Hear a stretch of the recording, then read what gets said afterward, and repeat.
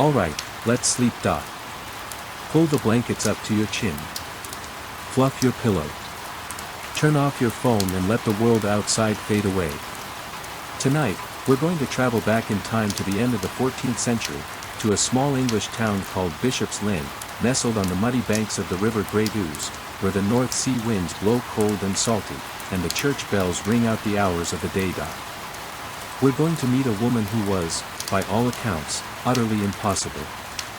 She was loud, she was difficult, she cried at the drop of a hat, and I mean really cried, with wailing and sobbing that could be heard across the whole church. She was a wife, a mother of 14, a failed businesswoman, a pilgrim, a mystic, a heretic, or at least accused of being one, and, most remarkably, the author of the first autobiography ever written in English. Her name was Margery Kempe. And her story is one of the most extraordinary, maddening, and deeply human tales to come out of the Middle Ages. Margery was born around 1373, in the town of Bishop's Lynn, which was a bustling port town in Norfolk, on the eastern coast of England. Her father, John Brunham, was a wealthy and powerful man, a merchant, a 5-time mayor of the town, a member of parliament, and a justice of the peace. He was the kind of man who sat at the top of the town's social ladder, and Margery grew up knowing she was somebody. She was proud of her family. She was proud of her father's fine house, his expensive clothes, his influence in the town. And she was proud of herself, of her own beauty, her own fine clothes, her own place in the world. She was, by her own later admission, a thoroughly worldly young woman. She craved attention, admiration, and the envy of her neighbors. She would dress in the latest fashions and parade through the streets, just to see the looks on people's faces. She writes of herself, in the third person, she was enormously envious of her neighbors if they were dressed as well as she was. Her whole desire was to be respected by people. She would not learn from a single chastening experience nor be content with the worldly goods that God had sent her, as her husband was, but always craved more and more. She married a man named John Kempe around 1393, when she was about 20 years old. John was a respectable local man, the younger son of a skinner, which meant he was in the leather and fur trade, but he was not from the same lofty social stratum as Margery's family. Margery, ever proud, taunted him with his inferior standing. She reminded him that her father was the mayor, that she came from a better family, that he should count himself lucky to have married her. It was not, by any account, a peaceful or loving marriage in those early years. But then came the children. And then came the breakdown. Margery had her first child shortly after her marriage. The birth was difficult, and in its aftermath, she fell into a darkness so deep that she could not see her way out. Today, we might call it postpartum depression, a condition that is still not fully understood, and in the Middle Ages was barely recognized at all. But what she experienced was terrifying. She began to see visions, not the beautiful, comforting visions of saints that she would later have, but horrifying hallucinations of demons and devils. She saw them lurking in the corners of her room, crawling on the walls, reaching for her with clawed hands. She heard their voices, whispering terrible things in her ears. She was convinced she was going to hell. She was convinced she was damned. She was so consumed by terror that she began to bite herself and scratch at her own skin, trying to drive the demons away. She screamed and wept and tore at her own flesh until her husband and servants had to restrain her, tying her to her bed to keep her from harming herself. She lay there, bound and helpless, for days. Maybe weeks. The world outside continued, the church bells rang, the merchants haggled in the marketplace, the children played in the streets, but Margery was trapped in her own private hell. And then, one day, she woke from a fitful sleep and saw a figure sitting beside her bed. It was a man, a young man, or so she later described him, with a kind face and gentle eyes. He spoke to her, and his voice was like nothing she had ever heard. It was calm, it was patient, and it was filled with a love that she could not comprehend. "Daughter," he said, "why have you forsaken me, and I never forsook you?" And then he rose and vanished. In that moment, something in Margery broke, and something else was mended. The demons fled. The terror lifted. The darkness that had consumed her for so long simply evaporated, like mist in the morning sun. She felt calm, clear-headed, and at peace. She asked to be released from her bonds, and her husband, bewildered but relieved, untied her dock. She got up.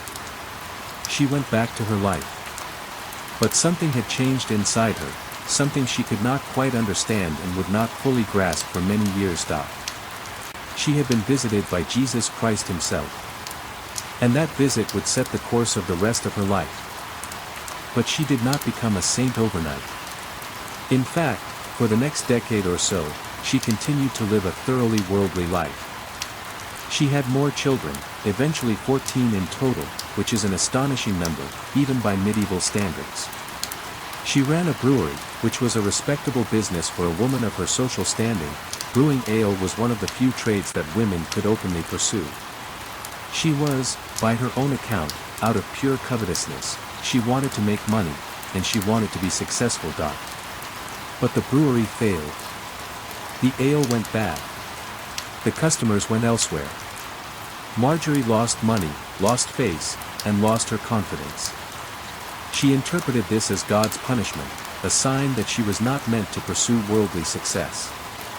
She began to think about that vision she had had so many years ago, the figure sitting by her bed, the voice that had called her daughter and asked why she had forsaken him. She had not understood it then. But now, after years of childbearing, business failures, and the slow accumulation of disappointments, she began to wonder, what if that vision was not just a momentary madness? What if it was a calling? She started to pray more.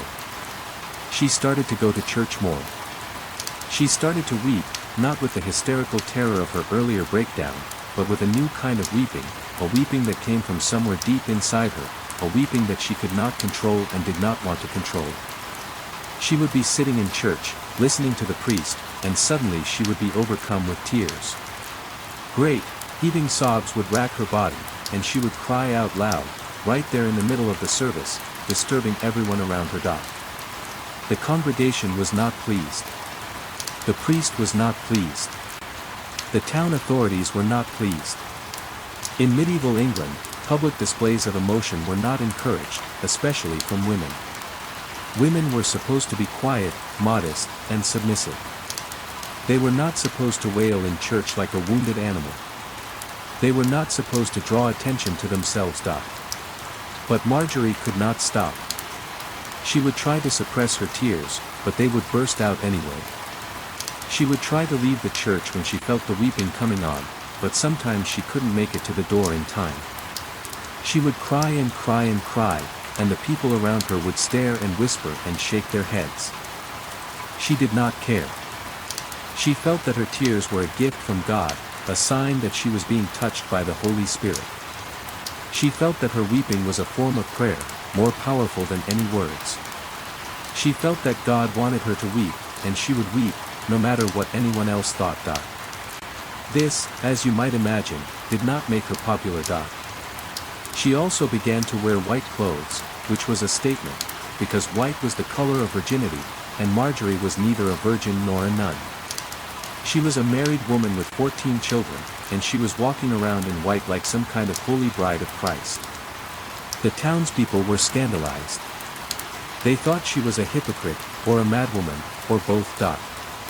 Her husband, John, was bewildered. He had married a proud, ambitious, fashionable woman, and now she was walking around in white, weeping in church, and talking about God all the time. He didn't know what to do with her. But Margery had a plan. She wanted to make a pilgrimage to the Holy Land, to Jerusalem, where Jesus had walked, where he had died, where he had risen. She wanted to see the places she had read about in the Gospels. She wanted to kneel at the site of the crucifixion and weep there, surrounded by other pilgrims who understood. There was only one problem: she was a married woman, and married women did not go on pilgrimages without their husband's permission. So she went to John and made him an offer. She would pay off all his debts. She had inherited some money from her father, who had died recently, if he would agree to two conditions. First, she would be allowed to travel to Jerusalem and to other holy sites. Second, and more significantly, they would live together as brother and sister, in chastity, no longer as man and wife. John, faced with the prospect of having his debts cleared and no longer having to share a bed with his increasingly unpredictable wife, agreed. He was, by all accounts, a patient and long-suffering man. He had put up with her moods, her breakdowns, her business failures, her public weeping. And now she was offering him a way out, or at least a way to make his life a little easier. He agreed.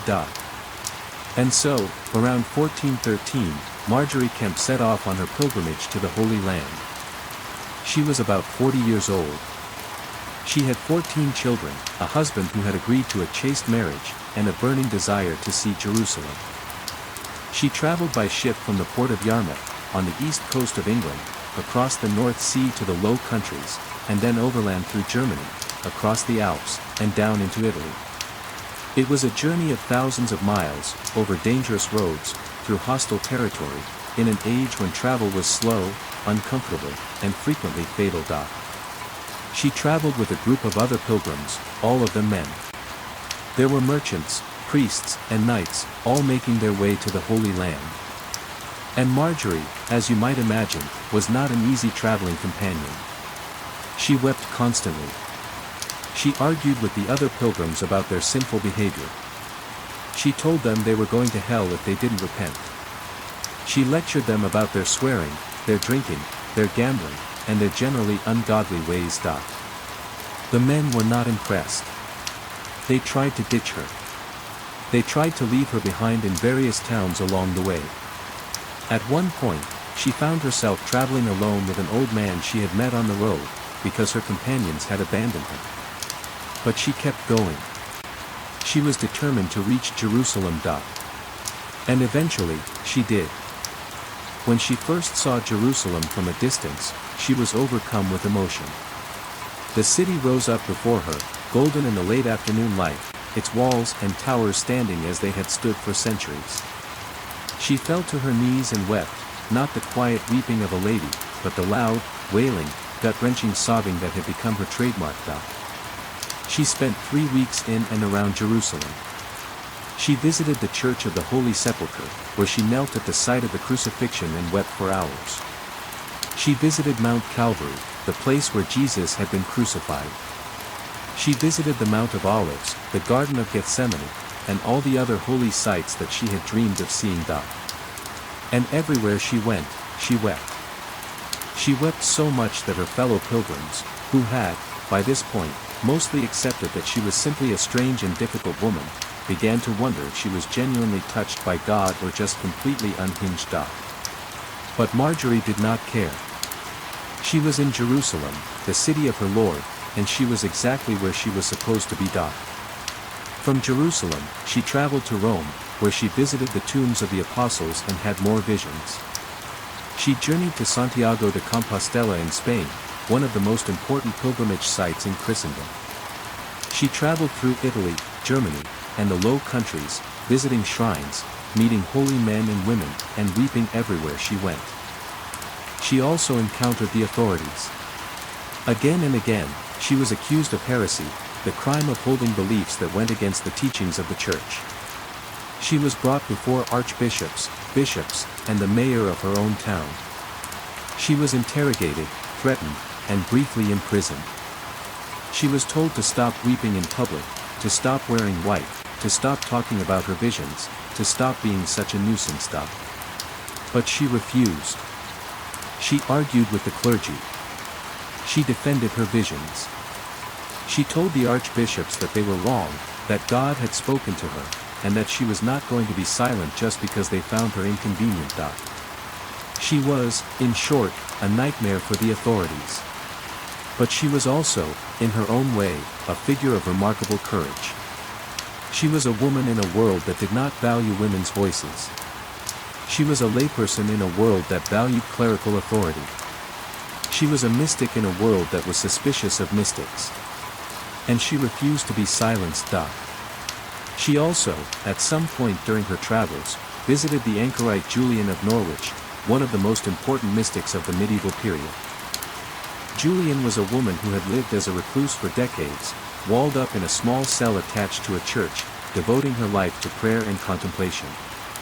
She had written a book about her own visions, and she was known throughout England as a holy woman.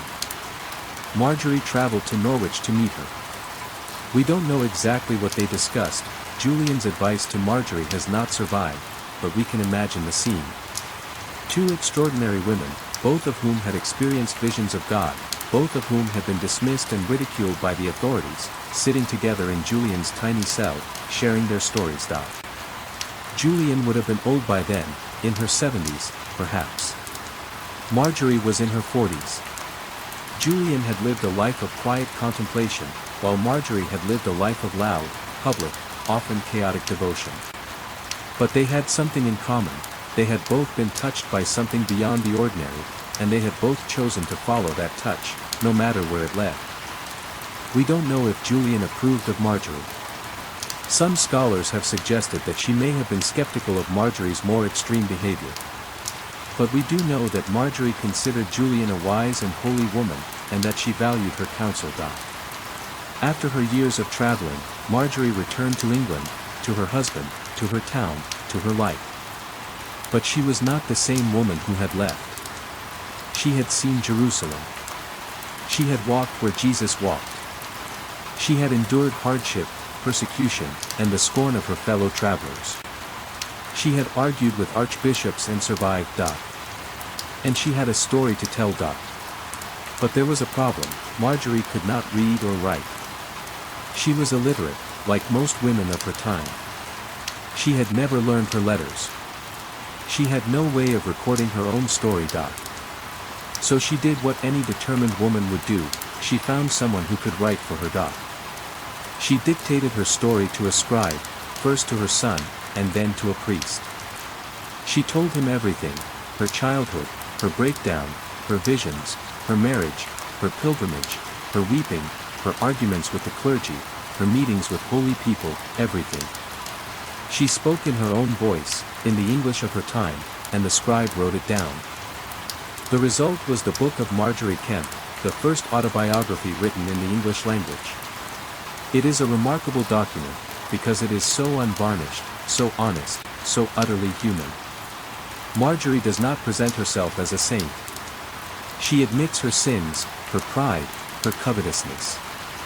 She admits that she was a difficult wife, a difficult mother, a difficult traveling companion, a difficult citizen. She admits that people thought she was mad.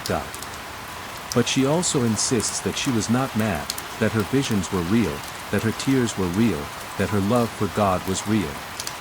And she demands that we take her seriously. The book was completed around 1436. The manuscript was then lost for centuries. It was not published until 1936. For almost 500 years, Margery Kempe's voice was silent. But then, in 1934, a scholar named Pope Emily Allen was shown a manuscript that had been discovered in a cupboard in a house in Lancashire. It was a handwritten copy of Margery Kempe's book. Allen recognized it immediately as a document of immense historical and literary importance. And so, after 5 centuries of silence, Margery Kempe finally found her audience. Now, let us return to our bedtime story, and let us reflect on what Margery's life can teach us. First, Margery Kempe was a woman who refused to be silent. In a world that told women to be quiet, she spoke. In a world that told women to be modest, she wept loudly in public. In a world that told women to obey, she argued with archbishops. She was a nuisance, a disruption, a scandal, and she was also a voice, a presence, a person. Second, Margery Kempe was a woman who believed in her own experience. She had visions, and she trusted them.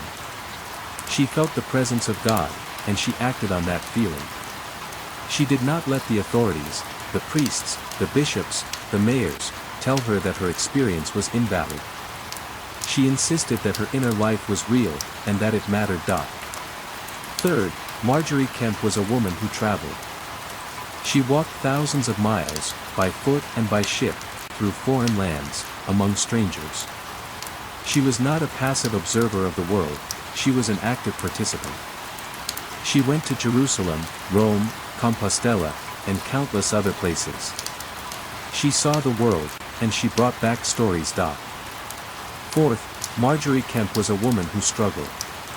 She struggled with depression, with motherhood, with business failure, with social rejection, with persecution, with her own pride and ambition. She was not a perfect person. She was a flawed, difficult, complicated person. And that is what makes her story so compelling. Finally, Margery Kempe was a woman who left a record. She could not read or write, but she found a way to tell her story. She dictated it to scribes. She insisted that her voice be heard. And because of her determination, we can still hear her voice today, a voice from the Middle Ages, speaking to us across the centuries, telling us about her life, her loves, her fears, and her faith. Let us now imagine, as we drift off to sleep, that we are sitting in a small room in Bishop's Lynn, in the year 1436. The room is lit by a single candle. A priest sits at a table, a quill in his hand, a sheet of parchment before him.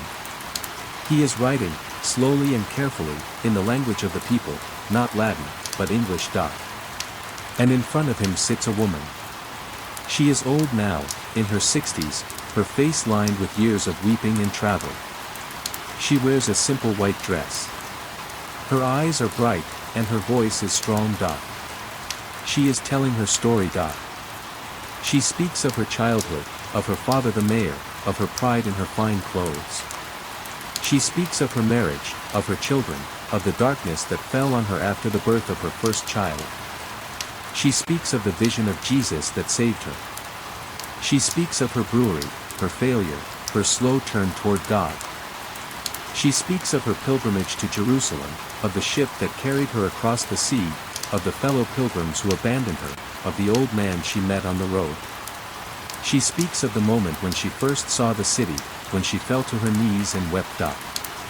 She speaks of Rome, of Compostela, of the archbishops who accused her of heresy, of the mayor who tried to silence her. She speaks of Julian of Norwich, the holy woman who lived in a cell, who gave her counsel. And she speaks of her weeping, the tears that came to her unbidden, the tears that she could not control, the tears that she believed were a gift from God. She speaks of how people mocked her for her tears, how they called her mad, how they tried to stop her. But she did not stop. She kept weeping. She kept talking. She kept traveling. She kept believing. And now, at the end of her life, she is telling her story to a scribe, so that it will not be forgotten. The priest writes on. The candle flickers. The night is quiet. And Margery Kempe, the creature, as she calls herself, with characteristic humility, speaks on. Daughter, she hears Jesus say, again and again, why have you forsaken me? And she answers, in her own way, I have not forsaken you. I have followed you. I have wept for you. I have walked thousands of miles for you. I have endured mockery and persecution for you. I have told my story for you. And Jesus, in her vision, smiles. Now, as you lie in your warm bed, in your comfortable room, in your safe and peaceful world, think about Margery Kempe. Think about her courage, her stubbornness, her refusal to be silenced. Think about her tears, her travels, her unshakable faith in her own experience. She lived in a world that was smaller, harder, and crueler than ours. She had none of our comforts, none of our freedoms, none of our certainties. And yet she found a way to speak, to travel, to believe, to leave a record of her life. We have so much more than she did. We have education, healthcare, the freedom to speak our minds, the ability to travel anywhere in the world. And yet, how often do we remain silent? How often do we stay in our comfort zones? How often do we doubt our own experiences? Margery Kempe did not doubt. She wept, she traveled, she spoke, she wrote. She insisted that her voice mattered. And because she did, we can still hear her, 500 years later. So tonight, As you drift off to sleep, think of Margery. Think of her crying in the church, her tears falling on the cold stone floor.